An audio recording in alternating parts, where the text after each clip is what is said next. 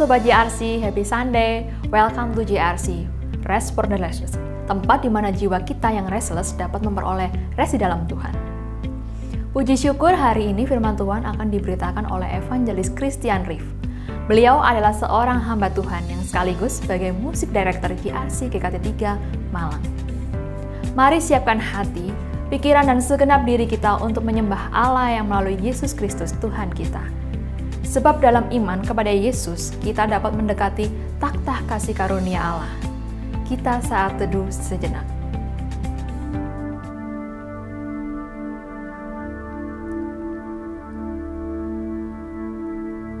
Angkatlah hati kita kepada Allah, dalam keyakinan bahwa pertolongan kita datangnya dari Tuhan yang menyediakan langit dan bumi, dan kiranya kasih karunia dari Allah, Bapa, Allah Anak, dan Allah Roh Kudus menyertai ibadah ini dari awal hingga akhirnya. Amin. Firman Tuhan dalam Titus 2 ayat 12 menyatakan, Ia mendidik kita supaya kita meninggalkan kefasikan dan keinginan-keinginan duniawi, dan supaya kita hidup bijaksana, adil, dan beribadah di dalam dunia yang sekarang ini. Amin, puji Tuhan. Mari bersama dengan gereja di sepanjang zaman dan tempat yang telah mendengarkan dan melakukan firman Tuhan, kita ikrarkan pengakuan iman kita. Aku percaya kepada Allah, Bapa yang Maha Kuasa, Khalik langit dan bumi, dan kepada Yesus Kristus anaknya yang tunggal Tuhan kita, yang dikandung dari Roh Kudus, lahir dari anak darah Maria, yang menderita sengsara di bawah pemerintahan Pontius Pilatus, disalibkan, mati, dan dikuburkan, turun ke dalam kerajaan maut. Pada hari yang ketiga, bangkit pula dari antara orang mati, naik ke surga, duduk di sebelah kanan Allah, Bapa yang Maha Kuasa. Dan dari sana Ia akan datang untuk menghakimi orang yang hidup dan mati. Aku percaya kepada Roh Kudus, gereja yang kudus dan am, persekutuan orang kudus, pengampunan dosa, kebangkitan tubuh, dan hidup yang kekal. Amin.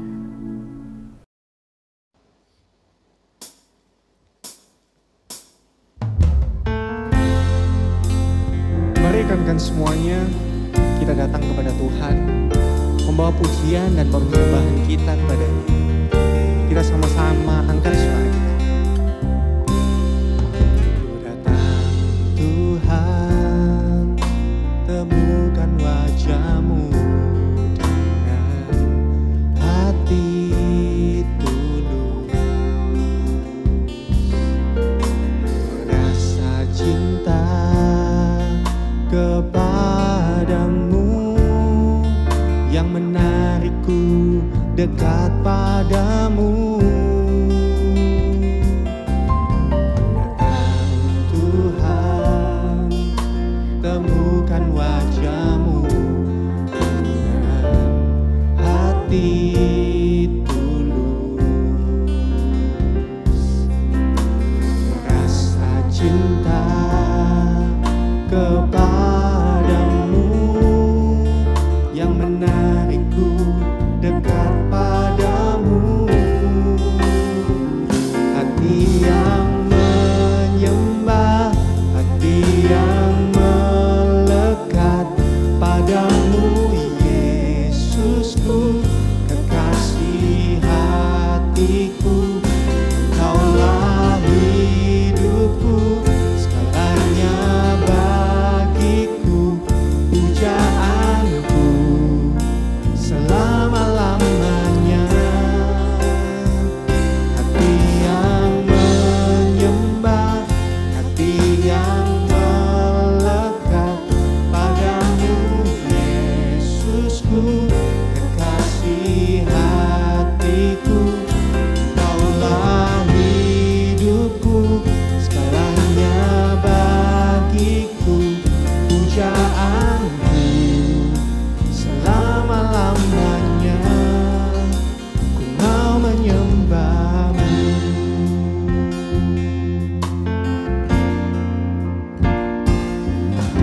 Datang Tuhan, temukan wajah-Mu dengan hati tulus.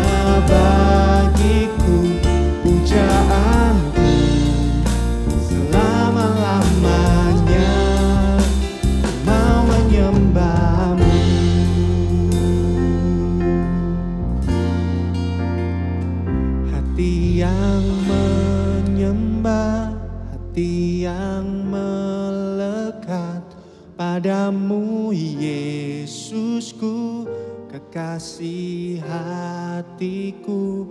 Engkaulah hidupku, segalanya bagiku, pujaanku selama-lamanya. Pujaanku selama-lamanya, ku mau menyembahmu.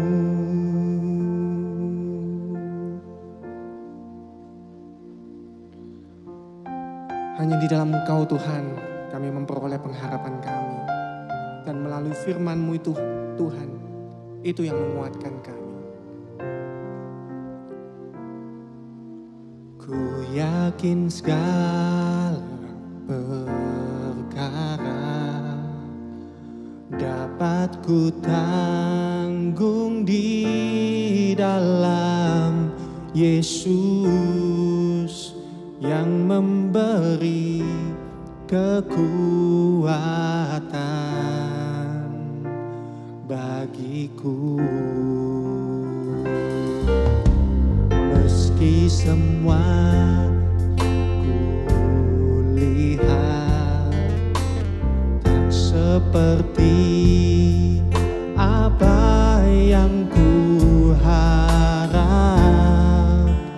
namun ku memilih percaya kepadamu.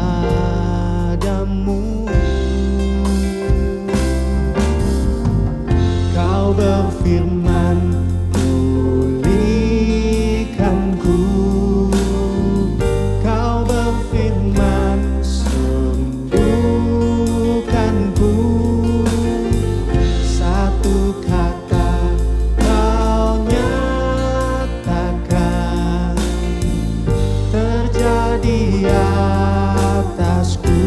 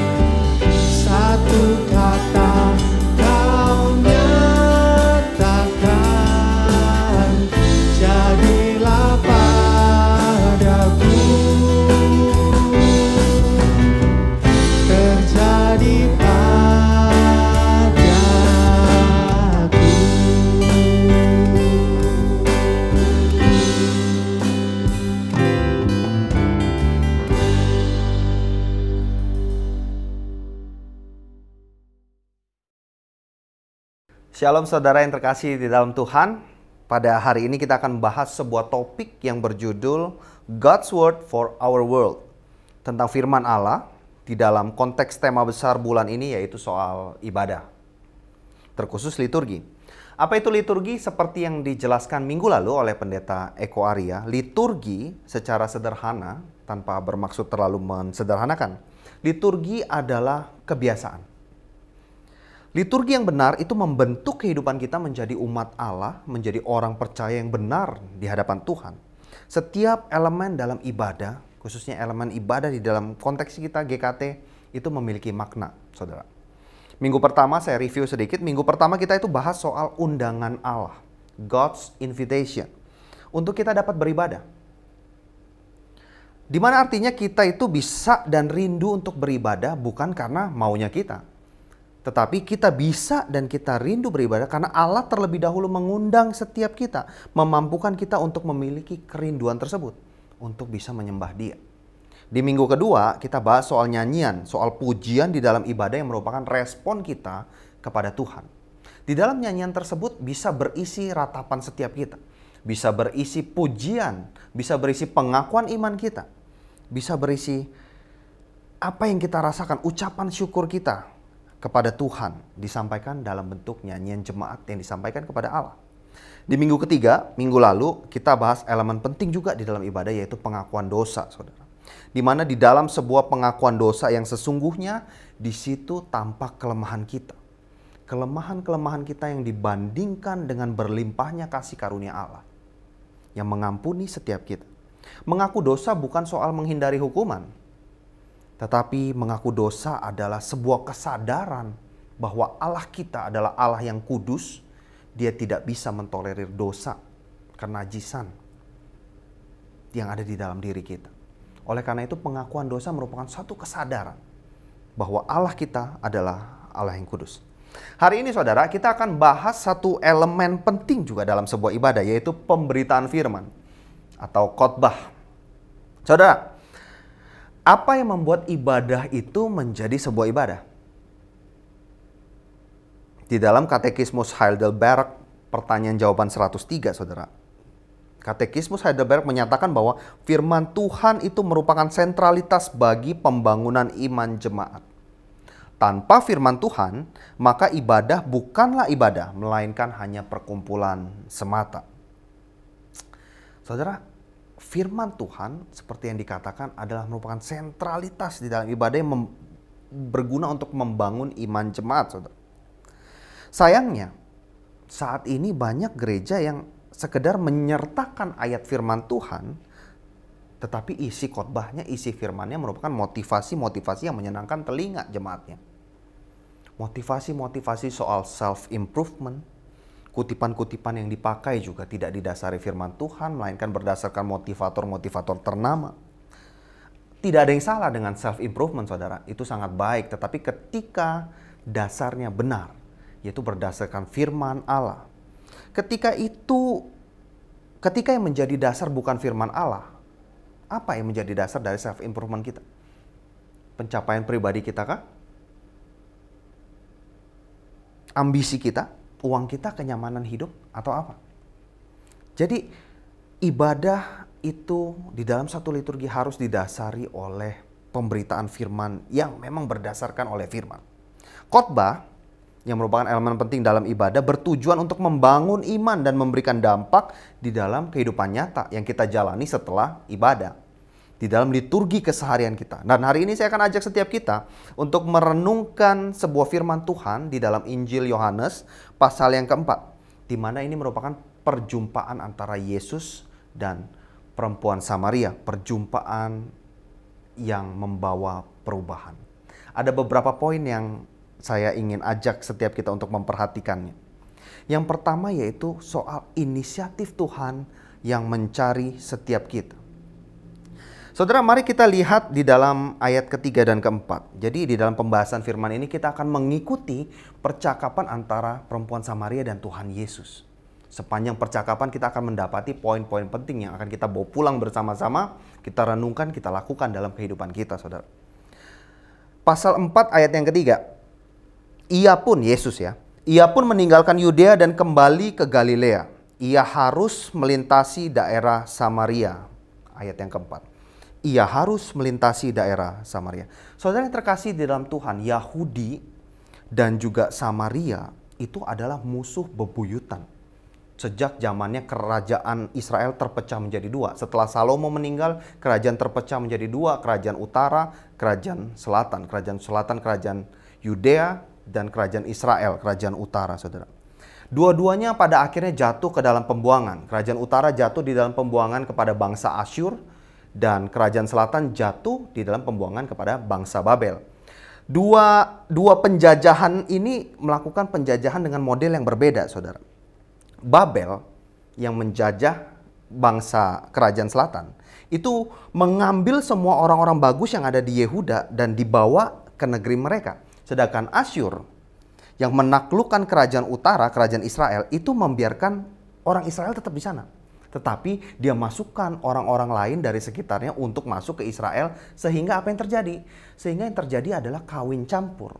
Jadi permasalahan antara keduanya ini adalah soal keturunan murni dan keturunan campur. Half blood dan pure blood gitu ya. Bangsa Yehuda atau bangsa Yahudi kita sebut sekarang itu merasa bahwa orang-orang Israel itu telah mencemarkan apa yang diperintahkan Tuhan, yaitu menjaga kemurnian umat pilihan Tuhan ini, saudara. Jadilah orang-orang Samaria itu orang-orang yang kawin campur dan bangsa Yahudi adalah orang yang masih di dalam keturunan murni. Saudara, saking antinya orang Yahudi itu sama orang Samaria, mereka itu lebih memilih jalan memutar. Ini posisinya di sini, Yudea di bawah, Samaria di sini, Galilea di sini. Tuhan Yesus dari Yudea mau ke Samaria. Pada umumnya jalan yang paling cepat diambil ya jalan lurus. Tetapi karena saking bencinya orang Yahudi sama orang Samaria, mereka itu lebih memilih jalan muter. Tapi Tuhan Yesus dicatat di ayat yang keempat, ia harus melintasi daerah Samaria. Kita lanjut ya. Di situ Tuhan Yesus secara sengaja dia melewati Samaria. Ayat yang ke-6. Di situ terdapat sumur Yakub. Yesus sangat letih oleh perjalanan, karena itu ia duduk di pinggir sumur itu hari kira-kira pukul 12. Maka datanglah seorang perempuan Samaria hendak menimba air, kata Yesus kepadanya, "Berilah aku minum." Saudara, dicatat di situ hari kira-kira pukul 12, tengah hari bolong. Kenapa Yohanes mencatatkan keterangan waktu di sana? Karena itu menjadi hal yang penting, saudara. Pada umumnya, perempuan itu tidak menimba air tengah hari bolong. Perempuan itu, orang-orang selalu menimba air di pagi hari untuk memenuhi kebutuhan pekerjaan rumah sepanjang hari. Artinya di sini perempuan Samaria keluar tengah hari bolong, dia keluar sendirian. Perempuan Samaria ini ditolak dan menolak untuk bertemu orang-orang di dalam komunitas. Apa yang terjadi? Sampai perempuan Samaria ini tidak diterima di dalam komunitas mereka sendiri. Nanti di ayat 16 dan 18 itu mengindikasikan bahwa perempuan Samaria ini adalah perempuan yang bermasalah secara moral. Yang menikah berkali-kali. Sehingga dia menjadi orang yang dikucilkan, saudara. Menarik di sini, saudara. Tuhan Yesus memulai percakapan dengan meminta minum di tengah hari bolong. Kondisi Palestina yang terik, Tuhan Yesus meminta minum. Artinya Yesus masuk di situ dengan menggambarkan satu kebutuhan yang sangat primer. Kondisi yang panas, terik, Yesus letih. Apa yang paling primer? Melegakan dahaga. Yesus meminta minum kepada perempuan Samaria. Dan apa yang terjadi ketika Yesus meminta minum? Ayat 9. Maka kata perempuan Samaria itu kepadanya, "Masakan engkau seorang Yahudi meminta minum kepadaku, seorang Samaria? Sebab orang Yahudi tidak bergaul dengan orang Samaria." Ayat 10. Jawab Yesus kepadanya, "Jikalau engkau tahu tentang karunia Allah dan siapakah dia yang berkata kepadamu, 'Berilah aku minum,' niscaya engkau telah meminta kepadanya dan ia telah memberikan kepadamu air hidup." Perempuan Samaria merasa aneh, saudara. Bagaimana mungkin orang Yahudi mau berbicara kepada orang Samaria? Apalagi Yesus itu disebutkan oleh Nikodemus di pasal ketiga adalah seorang rabi. Rabi itu tidak bicara kepada perempuan. Yesus menjawabnya dengan beberapa poin penting di sini, yaitu soal karunia Allah, yaitu keselamatan, dan siapa yang memberikan karunia itu, yaitu juru selamat, Yesus sendiri. Dan poin yang ketiga, niscaya, pastinya engkau telah meminta kepadanya dan ia telah memberikan kepadamu air hidup atau kehidupan yang kekal. Garis bawahi kata telah, saudara. Ia telah memberikan kepadamu air hidup. Apa yang dimaksud Yesus? Bahwa keselamatan itu adalah inisiatif daripada Yesus. Dia secara sengaja melanggar semua rintangan. Dari yang pertama tadi, melintasi Samaria, tidak umum dilakukan orang Yahudi. Kemudian dia bertemu dengan perempuan Samaria, dia melanggar secara budaya, secara moral. Dia meminta minum dan menawarkan air hidup. Poin penting yang kita dapatkan di sini. Di dalam sebuah ibadah, itu terlebih dahulu bukan manusia yang mencari Tuhan, melainkan Tuhan yang mencari manusia terlebih dahulu. Itu sudah kita bahas di minggu yang pertama, bahwa di dalam ibadah ada undangan Tuhan, bahwa ini Yesus yang mencari perempuan Samaria, bukan dia yang berusaha mencari Yesus.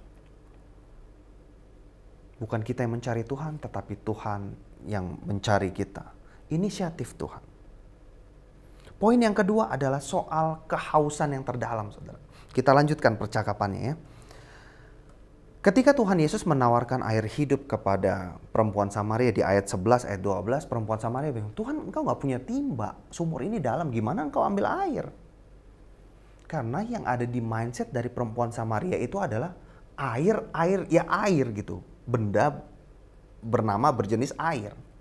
Tapi yang Tuhan maksudkan bukan itu, air hidup. Ayat 13, jawab Yesus kepadanya, barang siapa minum air ini, air yang di sumur itu, ia akan haus lagi. Ayat 14, tetapi barang siapa minum air yang kuberikan kepadanya, ia tidak akan haus untuk selama-lamanya. Sebaliknya air yang kuberikan kepadanya akan menjadi mata air di dalam dirinya dan terus-menerus memancar sampai kepada hidup yang kekal. Tuhan Yesus menawarkan air hidup atau kehidupan yang kekal. Ini adalah penawaran yang sangat krusial kepada perempuan Samaria pada saat itu, pada titik itu. Kita di sini mungkin nggak terbayang seberapa krusial, saudara, karena kita nggak ada masalah dengan air mungkin di sini. Tetapi di Palestina dengan panas yang luar biasa, sumber air tidak banyak, saudara. Air menjadi sangat penting, hal yang paling didambakan ketika orang haus. Bahkan ketika dibandingkan dengan perhiasan sekalipun, pilih air atau pilih berlian mahal, kondisi haus di tengah hari tiang malam, orang paling pilih air. Sekrusial itu air, saudara. Tuhan Yesus itu masuk ya, di sini perhatikan. Tuhan Yesus masuk dari hal yang mendasar dan krusial yang nampak terlebih dahulu. Tuhan Yesus minta air, kemudian dia masuk untuk memberikan kepada perempuan Samaria air yang tidak dapat habis, yaitu air hidup. Yesus menawarkan lebih daripada sekedar sesuatu yang menyegarkan sesaat. Tetapi Yesus menawarkan sesuatu yang memuaskan dari dalam. Yang menjadi mata air di dalam dirinya terus-menerus memancar sampai kepada kehidupan yang kekal. Saudara, kepuasan jiwa ya, kita ngomong soal kepuasan, hasrat di dalam jiwa kita itu tidak tergantung pada sesuatu yang di luar. Pertanyaan buat setiap kita, saudara. Apa yang menjadi kehausan terdalam bagi kita saat ini? Apa yang membuat kita itu bisa berkata, jika nanti saya punya ini, jika nanti saya punya itu, atau jika saya bisa melakukan ini, bisa melakukan itu, maka dahaga saya akan terpuaskan. Mungkin kita bisa jawab soal karir kita, tujuan-tujuan hidup kita, kesehatan kita, keamanan secara finansial, keamanan secara kesehatan, Itu ibaratnya saudara, air yang dipercikan ke muka, segar sesaat. Setelah itu hilang efeknya. Saya setuju bahwa semua orang itu harus mempunyai tujuan di dalam hidupnya untuk memenuhi dahaganya. Tetapi ketika tujuan itu yang terutama adalah bukan Kristus, maka itu tidak akan pernah puas. Kenapa? Karena tujuan di luar Kristus itu memperbudak setiap kita. Tujuan di luar Kristus itu memperbudak setiap kita. Kita harus memilikinya dengan cara apapun. Kalau tidak maka tidak bisa. Saya tidak bisa hidup dengan cara begitu. Sampai kadang-kadang kita lupa betapa hausnya kita. Karena kita pikir di depan ketika kita bisa penuhi ini, penuhi itu, maka haus itu akan hilang. Saudara yang seumuran dengan saya mungkin pria-pria, laki-laki, itu masa kecilnya itu pasti senang sama namanya mainan. Senang namanya dengan video game maupun action figure. Tapi kadang orang tua kita tidak membelikannya ya kan. Sampai akhirnya ketika kita dewasa, kita mencoba memenuhi keinginan kita yang dulu. Yang kalau kita penuhi, kalau punya mainan ini mainan yang prestis, bagus sekali. Dulu saya berhenti main di Sega saudara. Super Nintendo nggak ngikutin. PlayStation 1, PlayStation 2, PlayStation 3 udah nggak ngikutin ke bang. Akhirnya mencoba memenuhi ketika sudah dewasa. Belilah PlayStation 2. Belilah PlayStation 3, coba-coba. Kalau punya ini bakal seneng saudara. Pikirnya bisa senang, tetapi ketika selesai kerja ingin bermain dengan tujuan refreshing, tetapi malah rumit di dalam game itu, malah nggak jadi refresh, saudara. Malah stres. Di mana puasnya? Nggak ada. Begitu juga dengan action figure. Dulu kalau bisa punya mainan ini, seru banget. Kita bisa berimajinasi dengan mainan itu ya. Sekarang bisa beli, bisa. Udah beli jadi apa? Jadi pajangan, saudara. Masa kita masih mau main-mainin action figure dengan imajinasi kayak orang gila kan ya? Kita pikir kita itu bisa memuaskan dahaga kita dengan hal-hal yang di luar. Ternyata nggak bisa saudara. Itu contoh yang sangat sederhana. Jadi di sini saudara, menyembah atau beribadah adalah soal siapa yang kita sembah yang dapat memenuhi, memuaskan kerinduan kita. Kerinduan batin kita bukan dari hal-hal yang fisik, bukan dari hal-hal yang nampak, tapi Tuhan Yesuslah yang dapat memenuhi hasrat kita sehingga kita menjadi tidak haus lagi, saudara. Itulah ibadah yang sejati, itulah menyembah yang sejati ketika Kristus Yesus yang menjadi satu-satunya jawaban atas dahaga rohani kita. Yang pertama adalah soal inisiatif Tuhan yang mencapai kita, yang kedua adalah soal kehausan yang terdalam yang dapat dipuaskan di dalam Kristus. Kita maju lagi ya. Poin yang ketiga yang kita dapatkan adalah soal perubahan itu membutuhkan pertobatan. Kita lanjutkan percakapan ini. Kata perempuan itu kepadanya. Perempuan Samaria berkata kepada Tuhan, "Tuhan, berikanlah aku air itu supaya aku tidak haus lagi dan tidak usah datang lagi ke sini untuk menimba air." Saudara kalau baca kisah ini, narasi ini, ayat 15 ini memperlihatkan kerinduan yang mendalam daripada perempuan Samaria. Supaya dia tidak haus lagi dan tidak perlu datang ke tempat ini lagi untuk menimba air siang hari. Beban begitu berat saudara, yang harus ditanggung setiap kali dia harus menimba air. Apa yang Tuhan Yesus katakan setelah itu? Ini aku berikan air hidup, silakan kau minum, maka engkau tidak akan haus. Enggak. Tuhan Yesus jawab di ayat 16. Kata Yesus kepadanya, "Pergilah, panggillah suamimu dan datang ke sini." Kata perempuan itu, "Aku tidak mempunyai suami." Kata Yesus kepadanya, "Tepat katamu bahwa engkau tidak mempunyai suami. Sebab engkau sudah mempunyai 5 suami dan yang ada padamu bukanlah suamimu. Dalam hal ini engkau berkata benar." Loh. Kenapa tiba-tiba Tuhan Yesus banting setir nih? Dari ngomong air hidup jadi ngomong soal panggillah suamimu. Aku tidak punya suami. Tepat seperti katamu, kata Tuhan Yesus. Engkau sudah punya 5 suami dan sekarang yang ada bukan suamimu. Dalam hal ini engkau berkata benar.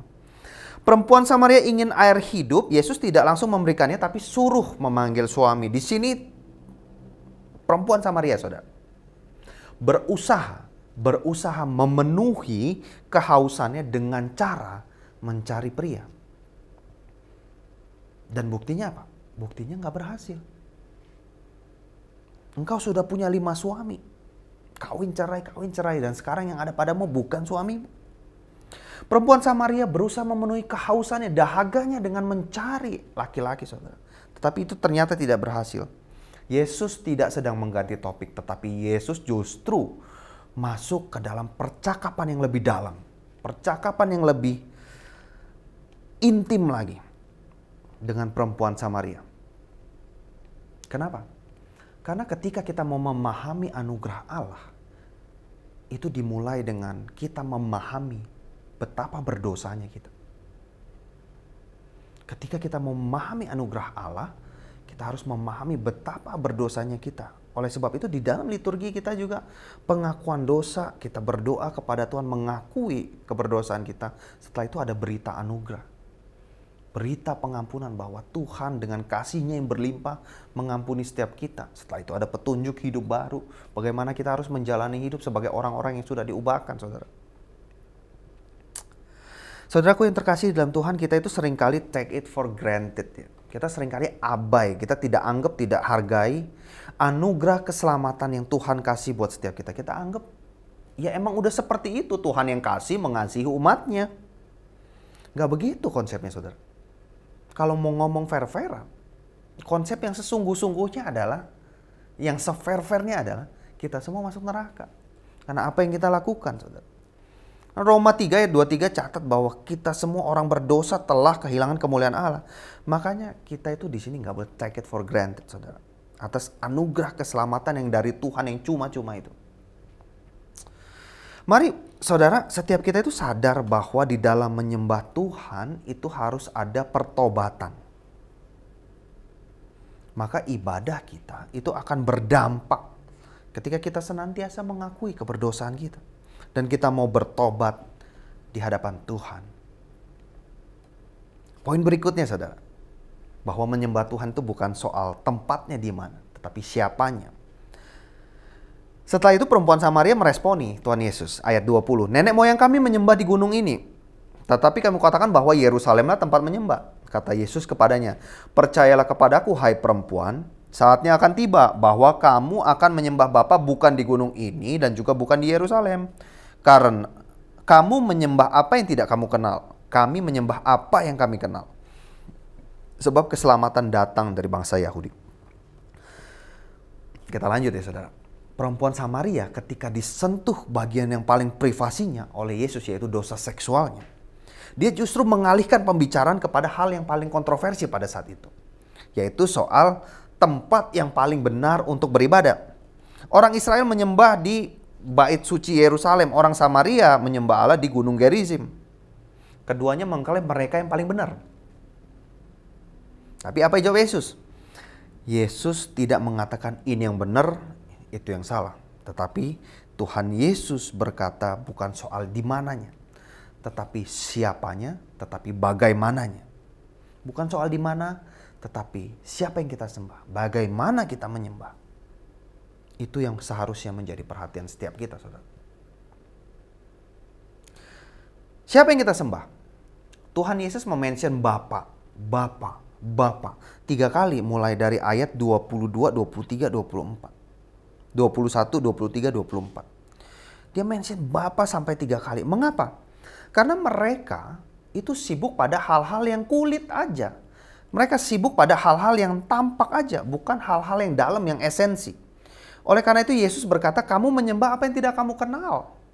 Kami menyembah apa yang kami kenal. Yesus menyebut Bapa itu menggambarkan bahwa ada relasi yang begitu dekat, relasi yang intim antara dia dengan Allah, sehingga Allah itu dipanggil Bapa. Jadi menyembah Tuhan itu adalah soal relasi pribadi dengan dia, bukan soal tempatnya, saudara. Menyembah Tuhan di sini lebih kudus, menyembah Tuhan di sini lebih sakral, menyembah Tuhan di sana kurang kudus. Bukan soal tempat. Menyembah adalah soal pengenalan kita akan Dia. Dia yang kita sembah, sehingga kita dapat memanggil Dia dengan sebutan Bapa. Mengenal siapa yang kita sembah. Ibadah atau menyembah itu akan berdampak membawa perubahan ketika kita fokus pada esensi. yaitu pengenalan akan Bapa melalui Yesus Kristus dengan tuntunan Roh Kudus.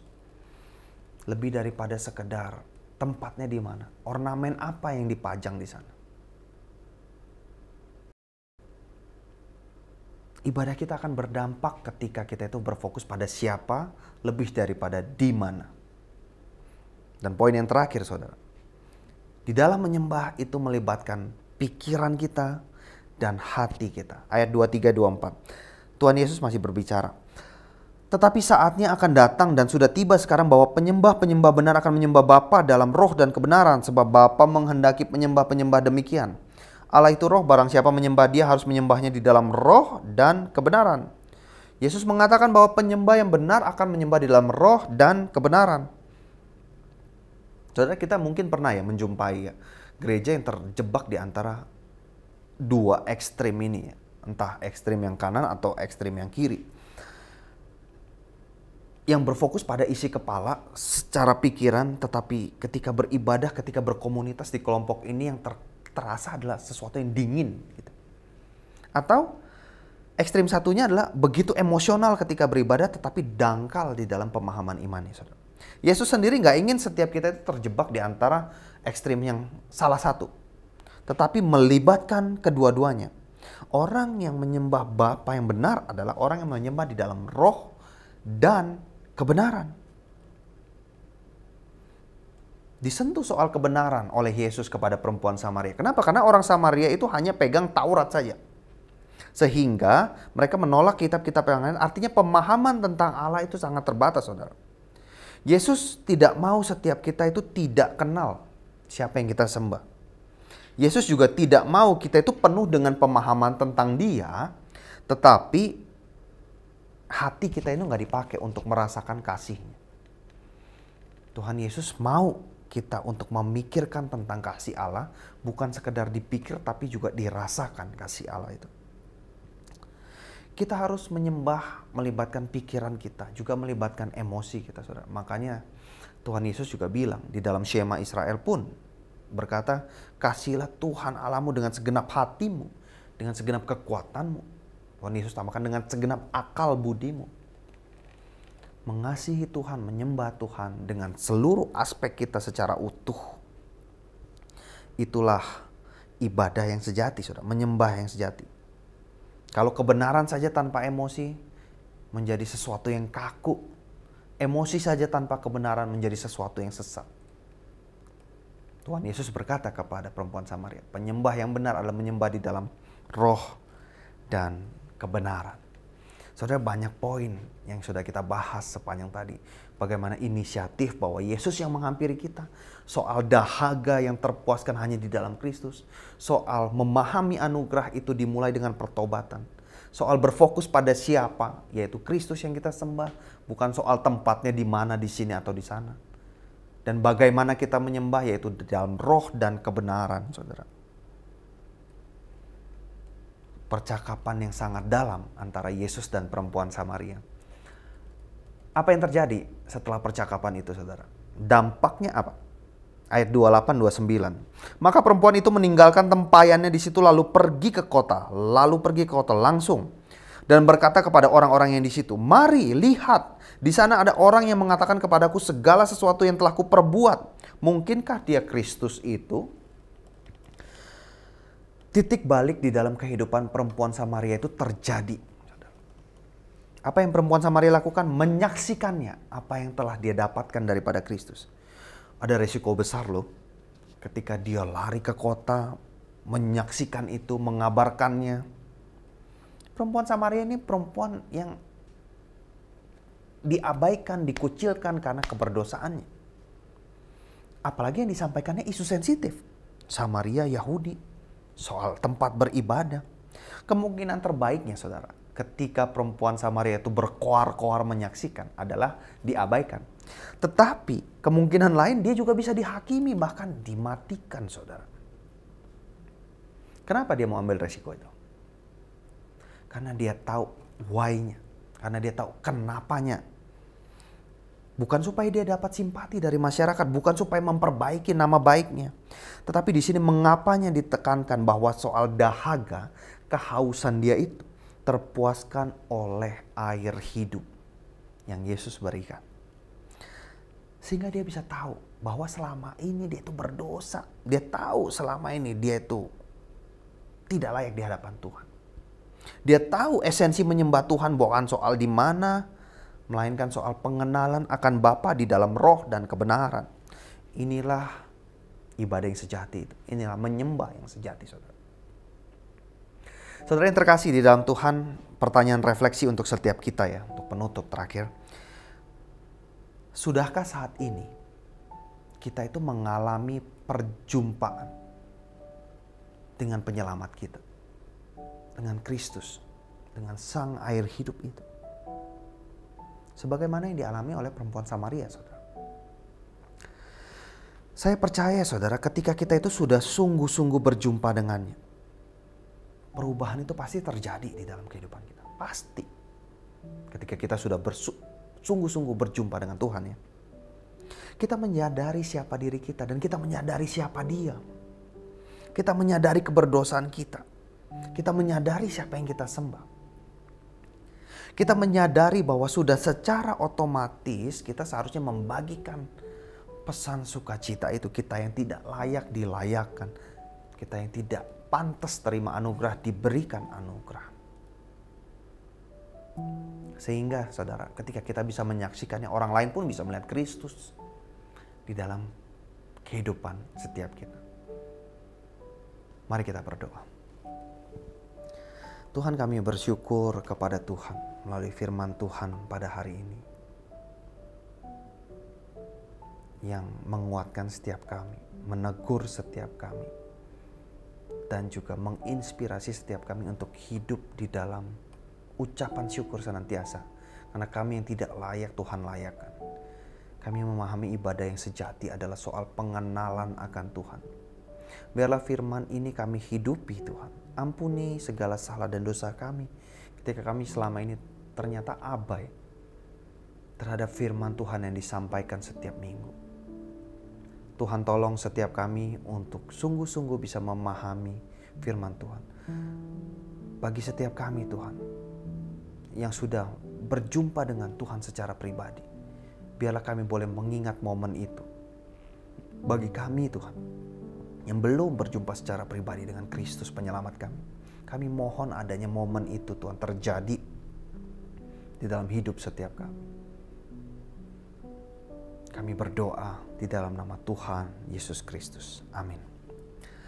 Saudaraku yang terkasih di dalam Tuhan, mari kita akhiri ibadah kita. Kita berikan segala kemuliaan hanya bagi Allah Tritunggal. Terimalah berkat Tuhan, saudara. Tuhan memberkati engkau dan melindungi engkau. Tuhan menyinari engkau dengan wajah-Nya dan memberi engkau kasih karunia. Tuhan menghadapkan wajah-Nya kepadamu dan memberi engkau damai sejahtera. Amin. Tuhan Yesus memberkati setiap kita. Happy Sunday.